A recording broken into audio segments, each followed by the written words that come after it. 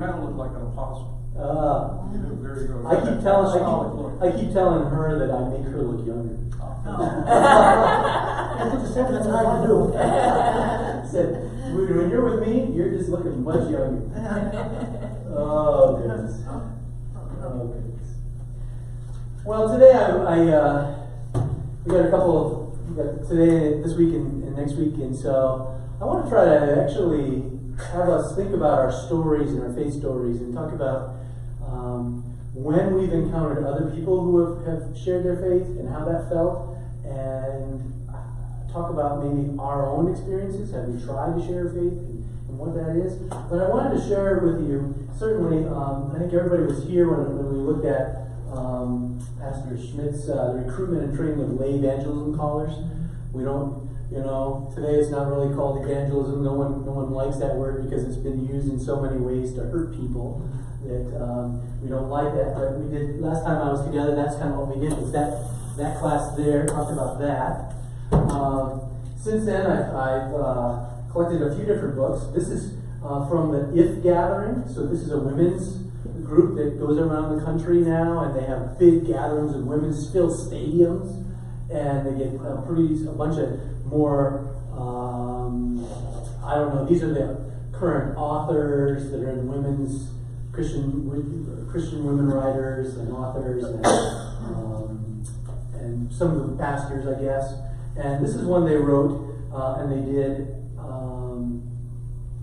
and this is called Redeemed, a tool for sharing your story of redemption. Mm-hmm. And so this is what they did. They did this Bible study where they met with small groups, and they went through this, and they talked about the power of your story, Paul's conversion story, God working in Moses' story, writing out your own story, how to share your story, practice week, and references. And so that started me thinking, ooh, maybe we're going mainstream. Maybe we need to talk about this a little bit. And so that started me on that way. I got this off of the internet. I think this was Facebook or something. Somehow the ad came up to me. But again, this is about the Gospel Primer, an 8-week guide to transformation in community. And again, everyone has a story, and all people are storytellers. And so what they talk about is that we have a story in which God has encountered us, and that we become then storytellers of telling that story. Okay?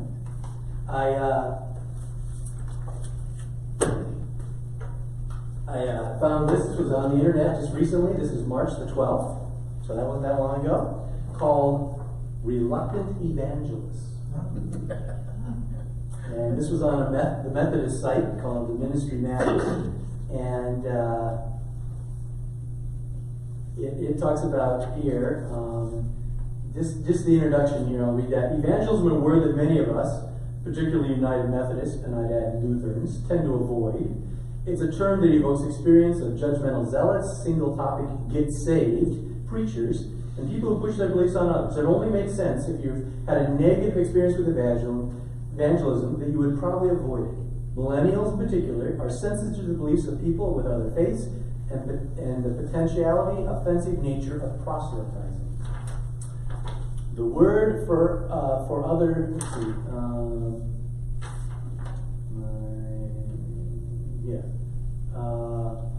Paul questions in his letter to the Roman church 2,000 years ago remains relevant. How can they believe in the one of whom they have not heard? And how can they hear without someone preaching to them? If I'm not afraid to tell you about the fabulous new restaurant I found last week, why would I be reluctant to tell you of the one who changed my life? And he goes on to cite these statistics. He goes, a recent study by the Barna Group, a research company focused on the intersection of faith and culture, confirms the reluctance many of us have about sharing our spiritual experience. In its report, Reviving Evangelism, Barna explains that practicing Christian millennials are especially conflicted about evangelism, with almost half agreeing with the statement, it is wrong to share one's personal beliefs with someone of a different faith in hopes that they'll one day share the same faith. However, the same generation believes that being a witness about Jesus is important. 96%. and they report feeling equipped to share their faith with other people, 73%. In contrast, in the beginning, God sent his first storytellers. But before they came, God created a world just waiting to hear their stories. After he designed the heavens and the earth, God began our world story with just a few words, whispering, "Let there be light." And there was light. Next, God created all that we see around us, the sky, the land, the oceans, the sun, the moon, the stars. God decorated the land with plants and trees and fruits and flowers to beautify our earth and provide nutrients for us. With so much beauty in our world, God created the fish and the birds and all kinds of beautiful animals from his creation. Then came the most wonderful part of that very first story. God created man and woman, sending them to love and care for one another and for the rest of his creation. God gave them eyes to see, hearts to feel, minds to ponder, and special gifts and talents to share his stories in their own ways with their families. Over time, our world developed and God's story continued. How? I will tell you. God kept sending new storytellers, men and women, and even children, who found all kinds of new ways to share God's love.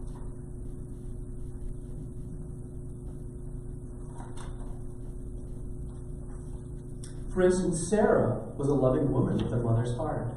She longed to share her life with a child and to tell him all the stories inside her imagination. Along with her husband, Abraham, Sarah prayed for many years to become a mother. Finally, when she was very, very old, Sarah gave birth to her precious son, Isaac. Sarah taught Isaac stories that helped him to become an important leader for his people. Then there was Moses. Do you know the story of Moses? The essential story that Moses had to tell? Moses lived a hard childhood in a country filled with anger and hurt, but God had a special mission in mind for him. Moses led God's people out of that country to safety. They wandered for many years until they found a new home along the way. Moses told his people many of God's stories. High atop Mount Sinai, God gave Moses a special story to teach his people important rules about how we should live with and love each other. Moses was called a prophet, a special storyteller who received his story directly from God.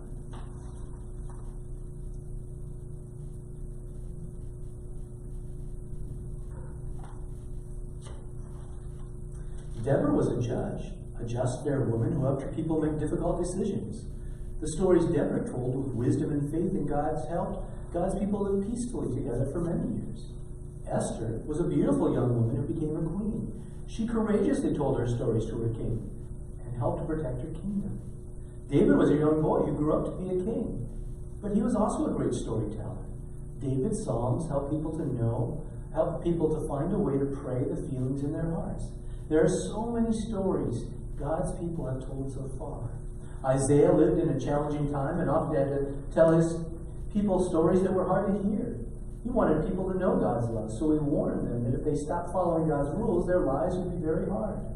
Isaiah also promised his friends great hope, a special gift.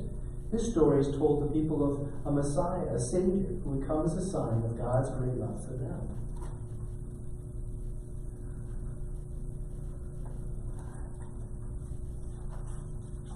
Then there was Mary. You have to hear about Mary. She was one of God's greatest storytellers. Even though she was still young, when God asked her to become a mother of his son Jesus, Mary said yes. In her home with Joseph, Mary taught little Jesus many stories. Mary also kept a lot of her stories very quiet, pondering them in her heart. Sometimes I keep my stories quiet in my heart too. That's where we like to keep our stories, in our hearts.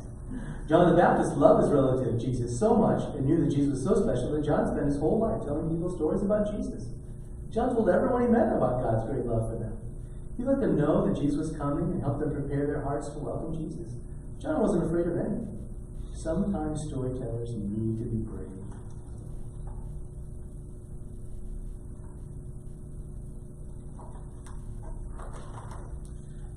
Even as a young boy, Jesus loved learning about and telling his father God's stories. Every year, Jesus would travel with Mary and Joseph to Jerusalem for the special festival of Passover. When Jesus was 12, his parents were traveling home for the festival, and suddenly they realized that Jesus was not with their relatives. Jesus was lost. They hurried back to the temple in Jerusalem and found Jesus with the teachers, listening to their stories and asking them questions. Jesus reminded Mary and Joseph that he was God's beloved son. God had sent him into the world to teach us how to love one another. Jesus' storytelling mission was almost ready to begin. As the years passed, Jesus grew. And when his storytelling mission was about to begin, he went into the desert for many days, opening his heart and mind to understand God's plan. Next, Jesus invited special men to learn from him and journey with him. They were fishermen, business owners, a tax collector, even a thief. Jesus called each of them to join him in sharing God's stories. Jesus knew that these men would each have a unique and special way of sharing God's love with the world. Following Jesus wasn't always easy. But these men, Jesus' disciples, soon came to believe that Jesus was not only a special storyteller, but he was also God's Son.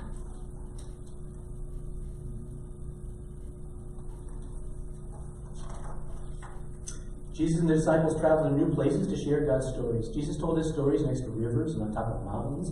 He told them in big cities and small villages. He told his stories to people who already knew God and to people who were just learning about God for the very first time. Jesus told his stories to old people, and to mothers and fathers, to good people and bad people too. Sometimes people loved Jesus' stories and begged to hear more. At other times, Jesus' story made people angry because Jesus wanted people to change and to live according to God's rules. Most of all, he wanted them to love each other.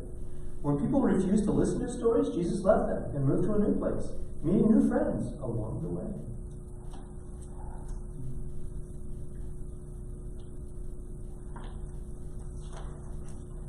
Jesus especially loved sharing stories with little children. He taught his disciples that God's kingdom belonged to everyone, especially children.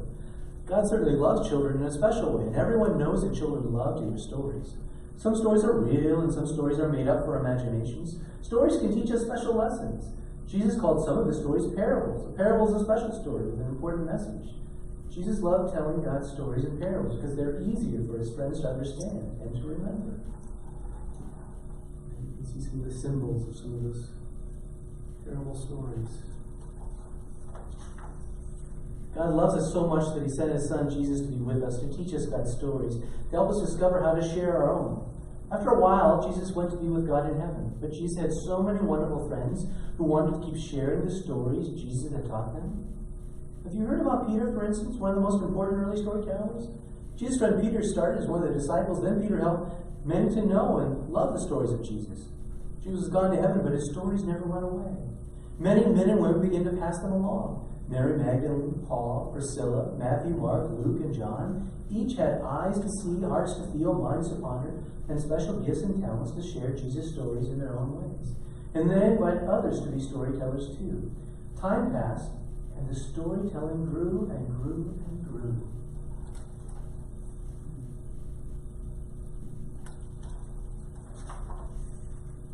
Now it's our turn to be God's special storytellers.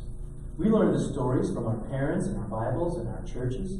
We don't have to be grown ups to be storytellers. Remember how much Jesus loves sharing his stories with children? As long as we have eyes to see, hearts to feel, and minds to ponder, we have everything we need to tell Jesus stories in our own ways. I love to write my stories. I use big words and little ones, and sometimes even make up my own words. I picture the stories in my mind and then use a pencil, a pen, a crayon, or a computer to share them. Sometimes I just tell my stories out loud with my words. My stories help my friends discover new worlds, new adventures, new characters, and new ways of knowing God's love.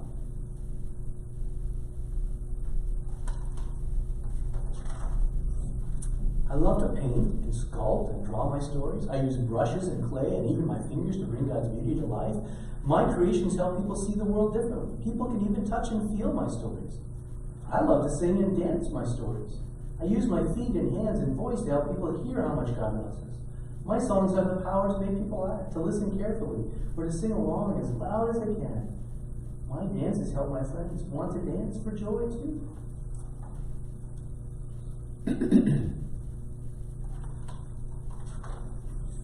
I love to play my stories. I use cardboard, markers, and sometimes even a computer to craft games to play with my friends. My games help my friends to try their best, to play fairly, and help their friends be good sports, even when they aren't winning and want to quit. I love to act and film my stories. I use my body, my face, and sometimes even my mom and dad's camera when I act my stories. I can be anyone, anywhere, at any time. My imagination helps my friends be transported in time. My movies encourage them to daydream big, starry, action-packed adventures.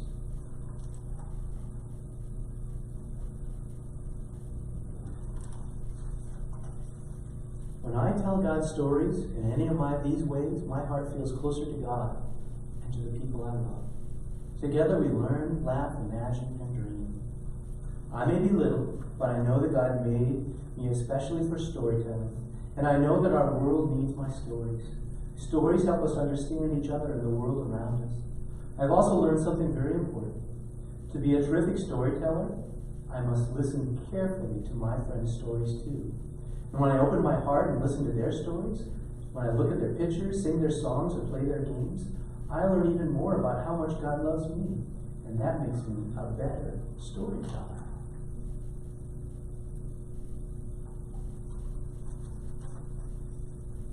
My stories are God's stories, told my way with the imagination He gave especially to me, and the love He pours into each of us. I am God's storyteller, and you are too. Let's go share His story of love today.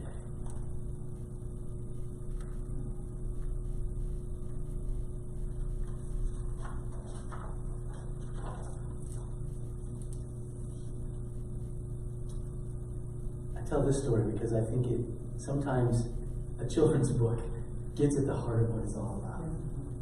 Right? Did Pastor Vicky write that book? No. I found it and I shared it with her. She hadn't seen it before. It's I don't know. I didn't look at the copy.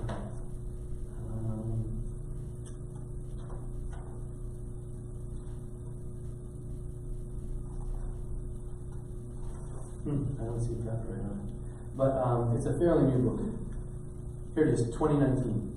Yeah, first print. Comments? Yeah. Two things occur to me. We see people we know Yes. too much, Yeah. so that your story is similar to mine, and mine is similar to yours.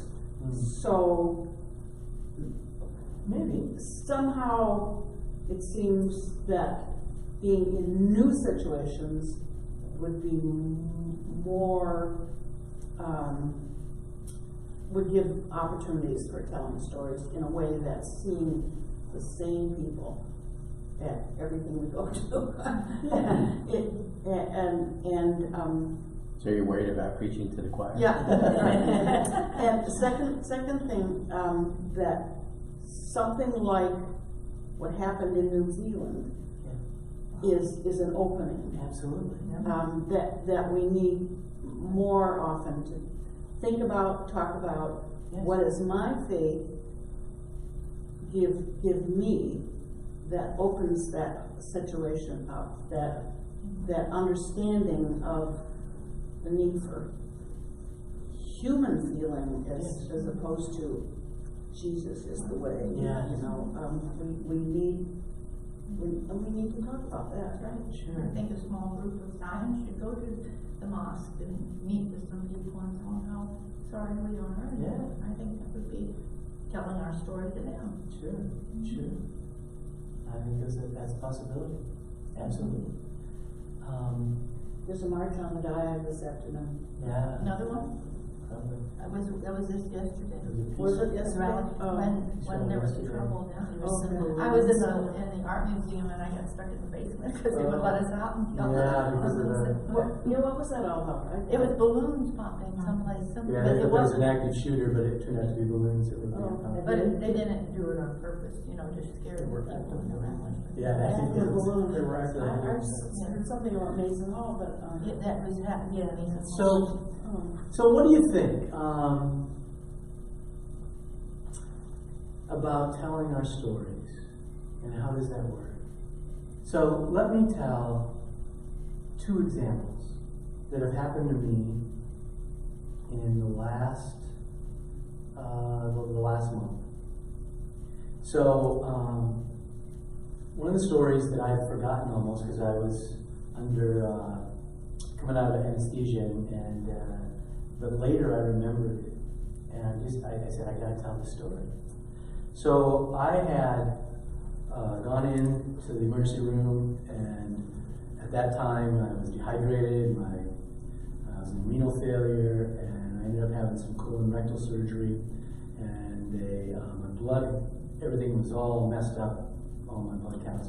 But I ended up going to my room, and when I was back in my room, Barbara had already gone home, the nurse got me up, and all of a sudden I just hemorrhaged and I passed out into the nurse's arms. She just caught me. I mean, she was petrified that she caught me, and I didn't hit my head or anything.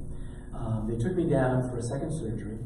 This time it was in the OR and anesthesia. And I remember waking up, so this is probably like after midnight, 1 o'clock in the morning, and there is no one in recovery. I kind of wake up, the lights are off, it's dark, all the beds are empty. There's one nurse that comes and goes from the station. She doesn't even go there all the time. I'm moaning, turning, tossing, just really uncomfortable. They wouldn't let Barbara in. In fact, Barbara couldn't even find me. The surgeon had called her and said this, and it was just chaos. And I remember laying there, and I'm just not feeling good. And all of a sudden, there's a housekeeper, and she is sweeping, emptying trash cans, and mopping the floor, and she's in recovery, getting ready for the new surgeries that will happen in just a few hours as everything happens again. And I remember that she comes over to my bed. She puts a hand on my arm and she goes, "Oh dear, I can tell that you're just really uncomfortable." And she says, "Would you mind if I pray with you?" Did you know your pastor? No clue. And this dear woman who works in the dead of the night when no one else is around came and laid her hands on me and prayed. It was the most beautiful prayer. It just relaxed me. And in my time of need, when it felt like I was all alone in the dark, there was no one around, God sent this person. Now, she told God's story with those simple gestures and that simple prayer.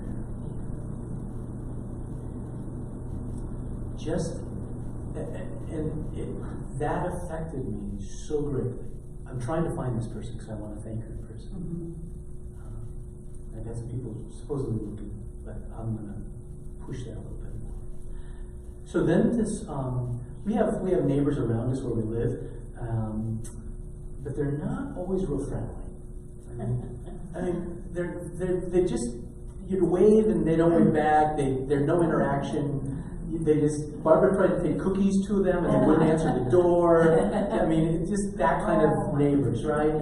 And but we have we share the back lawn with Mike, and we didn't see Mike for a while, and he had some health troubles, and all of a sudden we ran into him in the grocery store. He didn't recognize me because I had the beard, but he recognized Barbara, and we thought we'd just say hi. But in this conversation, all of a sudden, we talked about health, we talked about all kinds of things, but somehow he started asking questions about God. He kind of, because he was dancing, and he started doing ballroom dancing. And he invited us to come, and we said, "Well, we can't come right now on Wednesdays because it's Lent, and I have worship, and we just can't do that on Wednesday. But after Easter, we could do that." And all of a sudden, that became the segue to ask him about the church, about some questions about God, some questions about faith. And they weren't, I mean, this was not well, you better come here and be saved. They were just questions, general questions about faith and God and different churches and where they are. And it just opened up this conversation that I would have never dreamed that we'd go in that direction. Because I tend to kind of keep my what I do under wraps because I figured that's going to push my neighbors that much further away. So it's not like I hang out with mow my lawn in my collar. You know? I try to be really friendly and try to shovel there or blow their sidewalks and do different things for them and help some of our some single women and some widows, and I try to help them out. But this was a beautiful conversation that I would never dreamed it was that way. And I think that's what those storytellers are all about. It isn't always planned.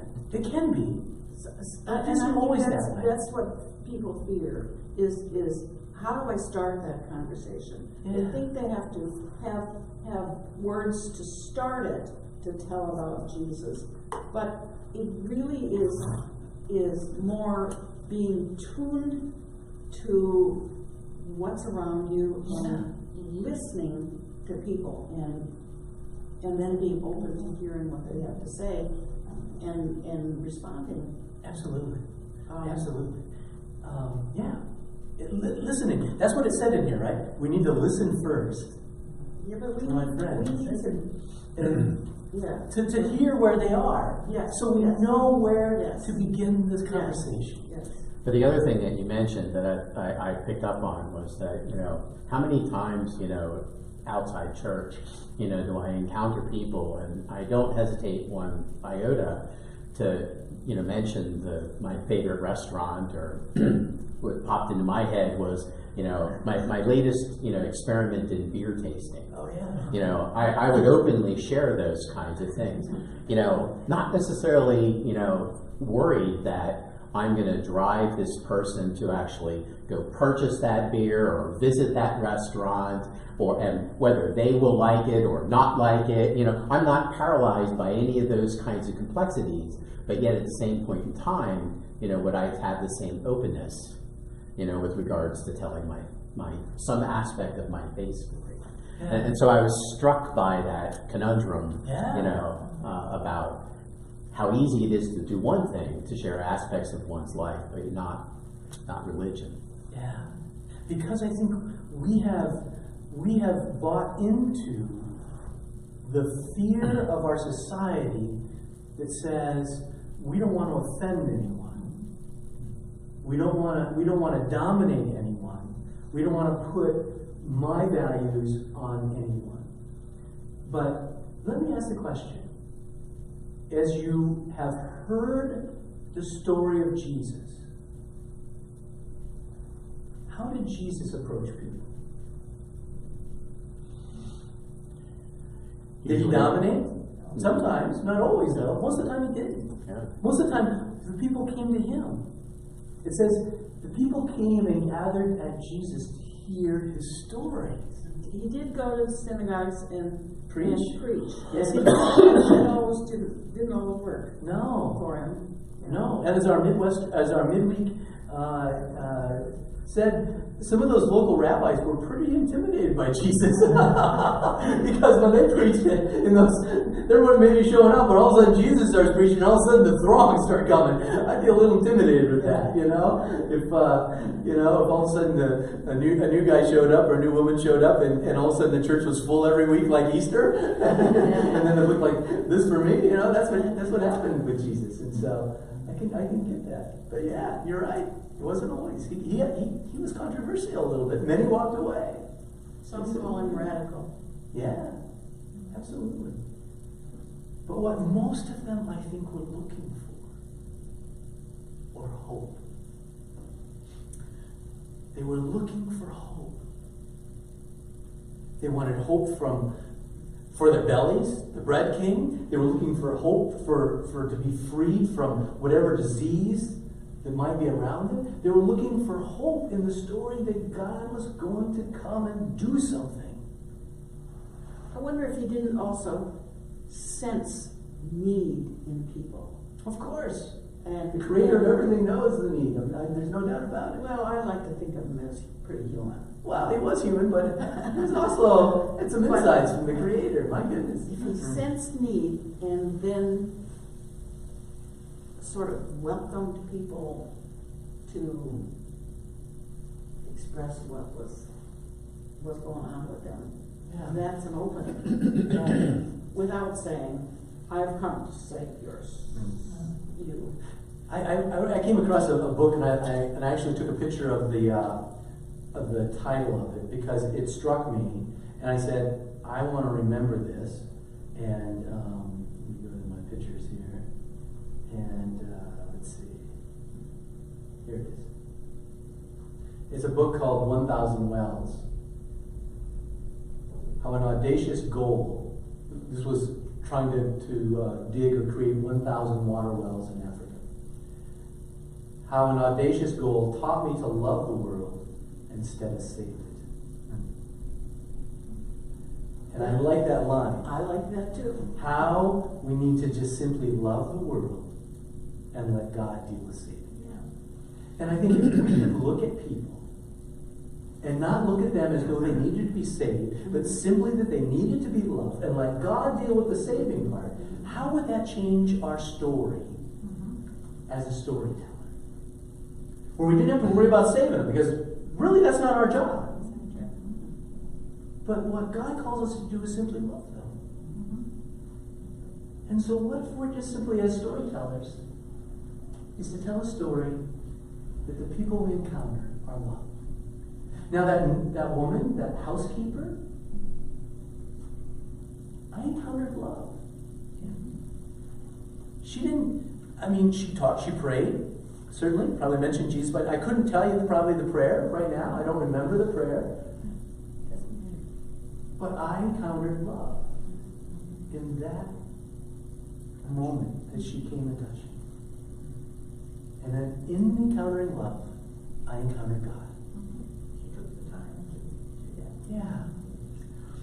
One of the interesting things that, at the university, I certainly encounter lots of people, and I would label many of them friends. But at the same point in time, the ones that I think I've had the most opportunities of sharing aspects of my faith story with are sort of people I know far less well. People I meet in the community or serve, through donations of furniture or preparing a meal or something like that, which I find interesting. Why it is so much inherently easier for me to sort of do that. and I, when you were talking about, earlier that Jesus sensed this need, I think that resonated with me. That for some reason, I think these people are, I don't know, inherently more interested in that aspect of my story. But certainly all the people at work know I'm a very active Christian. Could it be that when you meet people that, or when you're talking to them, you don't know so well, you're less committed to the relationship and there's less threat to engaging in that way? So that, could be, yeah. Wow. They don't know me, I don't know them. Yeah. And if nothing happens, then so what? Yeah. Sure. So let's take just a minute, and as this is kind of an active thing, we're trying to help us be a little bit better storytellers, not just talk about storytelling. So if you had to think about the idea that you want to simply love someone in the name of your faith, Jesus, and that you wanted to bring hope to them, what is your faith story? How would you begin to talk about? How has love and hope affected you? So we look at this world, and the most insight that we can have is when we encounter people, is that they are really scared about the world.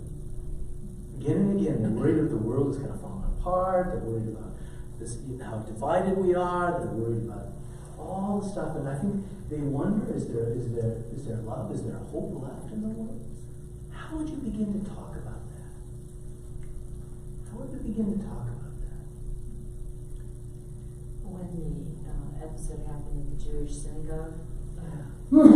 I just sent an email to my friend who's Jewish, Yeah. and he was so appreciative. I just said, my neighbor's Muslim, and I really should do that again. I think I have something.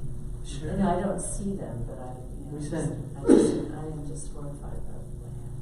Yeah. Well, Pastor Vicki and I wrote a letter up, we signed it, we sent it to every one of the Jewish communities that we could find an address for in Ann Arbor. And we got one response back. It was very thankful. But it wasn't about response, it was about letting them know that we care. That we know. We cared, and that this was a hard time. Yeah. I think for me,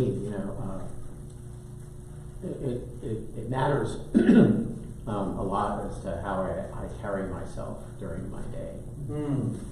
And that I think people generically describe me as someone who's reasonably upbeat and happy most of the time. And as a consequence, I think they're sometimes surprised, maybe even taken aback a little bit about some facets of my life that I think they're surprised don't scar me. And I've often used that as an opportunity to sort of talk about, what makes me so positive and have hope. It strikes me, building upon what you said,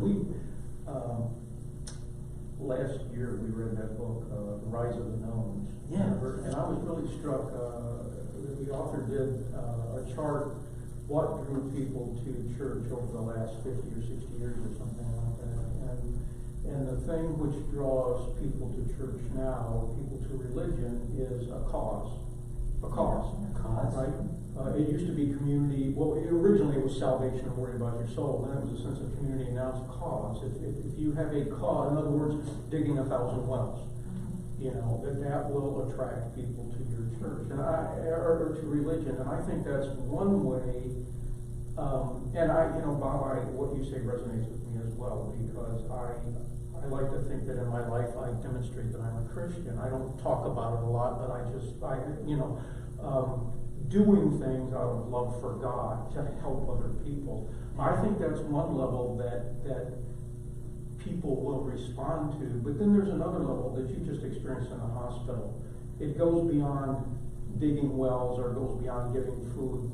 Sometimes people cry out for spiritual help. They really do. They want to know that there is help for them beyond this world, that there's a God that's in control, that God has not forsaken them. Right. And a prayer or a laying on of hands or just talking to somebody about God can be so comforting for those people. Yes. And I think those are two complementary but different things, different layers where you can actually start talking about your faith. Sure. By being active and having a cause and why do you do this? Right. I do it out of love for God because I'm supposed to love my neighbor. Right. And on the other hand, I think there's an opening where people, if you visit somebody who's sick or somebody who's lost somebody or somebody who's lonely or something like that, and you ask them, can I pray with you? And many times they're receptive. And many times, even if they're agnostic, they're receptive. Absolutely. So, you're passionate about the garden. It's a perfect place to begin to be a storyteller. Yeah. And talk about why you do that, and why is it important, how does it affect people, and talk about God's love of creation, God's love of feeding people. God is open. Jesus was always feeding and eating for people. Yeah. It was his means to develop relationships. Absolutely. But how often have we encountered someone who may come to us and talk about something that's happening in their life, whether it's a relationship, whether it's health, whether it's their job, whether it's family, and they're just really, they tell you because it's really bothering them. And they may even, and your response may say, wow, you know what, I'm going to keep you in my prayers. Have you ever said that? I'm going to keep you in my prayers. What if, in addition to saying I'll keep you in my prayers, but you said, would it be all right if I just prayed with you now? I find that I do that more often when I encounter people who come to me and share that they have a very need, and the typical response is, I'm going to keep you in my prayers. I'll remember and pray for you. But my response that I try to do more often now, and I've tried to get the staff here designed to do the same, is to simply say, can we pray now about that? Would it be all right if we pray now? And majority of people will say, yeah, why not? Because all of a sudden, it's not a promise to be kept. It's happening now. It's happening now. Because what would Jesus do? That's what he would do. Wouldn't he? That's right. He'd lay on hands and pray. Wouldn't he? Wouldn't he? It's not bad that we're going to remember to pray later. That's not bad. But this becomes becoming that storyteller right then and there for that person. maybe just laying on hands is adequate in some situations. For some situation. But you'll know that. You'll know what's right as you judge that person. And often you're asking permission. They can say no. Yeah. It's not like you're saying, you're going to put your hands on them and say, all right, I'm ready for you, but wow. Get ready, here it comes. Here it comes. but rather the point is, wow, this sounds, I can tell this is really bothering you. Would it be all right if we prayed now about that? But some people are not comfortable with the prayer. That's why I say maybe just the laying on of hands. Absolutely. Or quiet time. Sure. Some people are comfortable with the laying on of hands. Yes, There's that too. absolutely. Yeah. Absolutely. Yeah. Very, Yeah. very conscious Especially of in this that. age of Me Too and everything. Yeah, It's very easy to conscious of misinterpret. Yes. Yeah, exactly. I don't know if you notice, I never initiate a hug. I only extend a hand. If another man or another woman wants to initiate the hug, respond to it, I can accept, but I'll never initiate unless it's someone I know very well. You have to ask, may I give you a hug? And there's people here who won't even shake hands. Yeah. Yeah, it's very interesting. Yeah. You just respect everyone. That's good. But you have to be very careful. So I understand. I won't have many people. But yeah.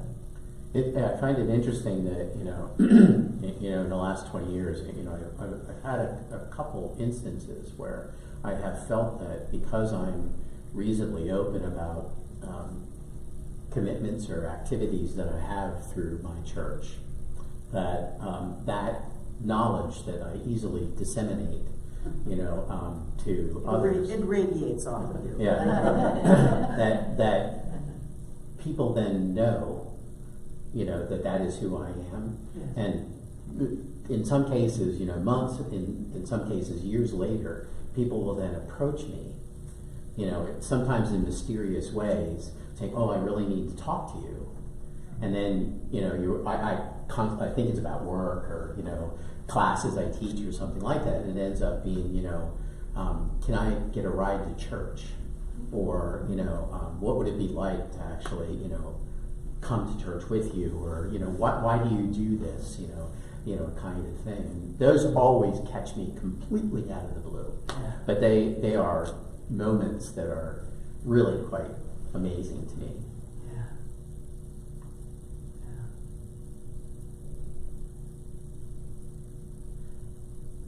I guess if there's any takeaway today that I want you to think about, is that as much as I think the scriptures may talk about the evangelist and evangelism, but what if we just focused on being storytellers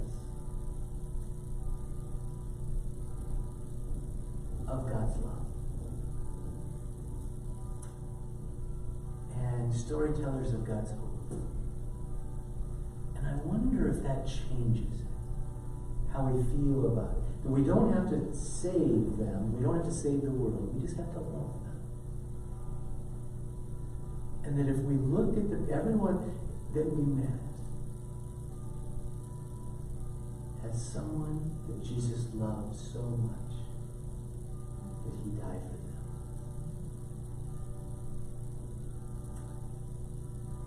It might change how we view people and how we can be those storytellers.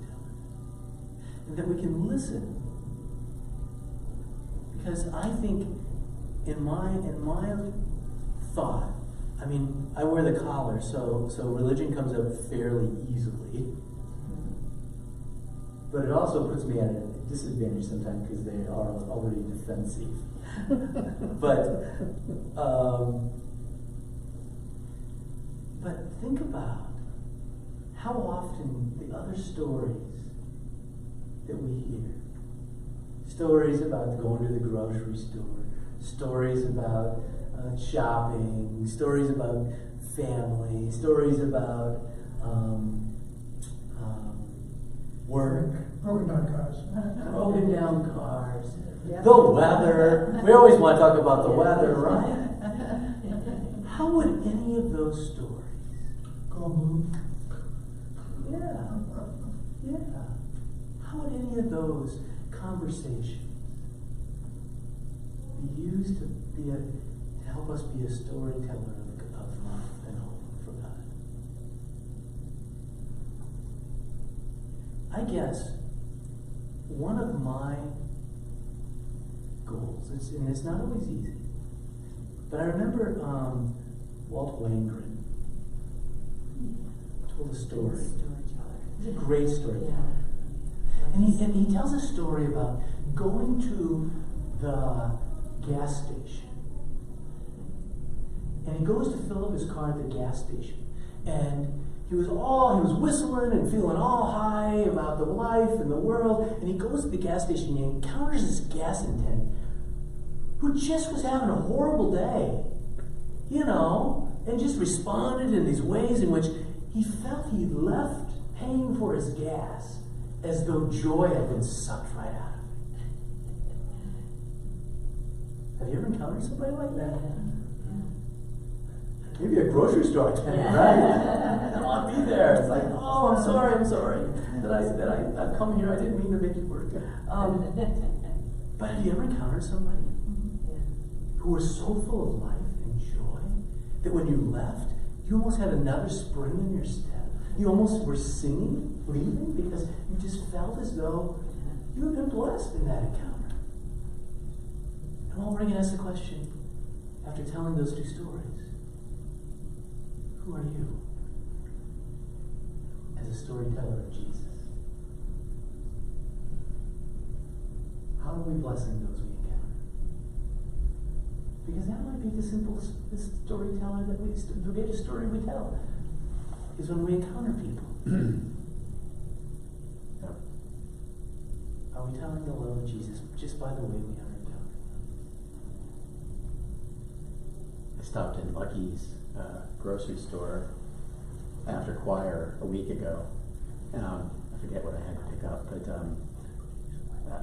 it was about 9 o'clock-ish or something. And evidently at Lucky's they have folk bands or things like that. They have a mini pub in there now, kind of thing. And there was at least a woman who was singing, a vocalist, and it was amazing. It was absolutely amazing. And as I was checking out, I was talking to the clerk. I go, man, I don't know how you tolerate these awful work conditions. Because, it was remarkably entertaining. Yeah. She certainly got the joke, but, as you talk about that, and she was aglow, she was living the life, Yeah. So. Yeah. That doesn't mean we're always going to be that way. We have bad days. I'm not saying that. We don't live that artificial, I'm always loving. I mean, we know, I'm not saying that. But in a general sense, do people, as we encounter, are they leaving more blessed? Or are they leaving because we've sucked some more life out of it? I think that's a good thing for us to think about. Well, let's close with prayer. It's about that time. I got to go back to work. Good and gracious God, you are the great storyteller. And boy, we are thankful for the storytellers in our lives. Those who told your story to us throughout the years. Because it's by hearing that we believe. And so we're thankful for those. This week, as we go out this week and wherever we go, would you help us to be better storytellers? Remind us that we don't need to save anyone. You've already done all that work. We just need to love and offer. Help us to do that with our words and with our lives. In Jesus' name we pray. Amen.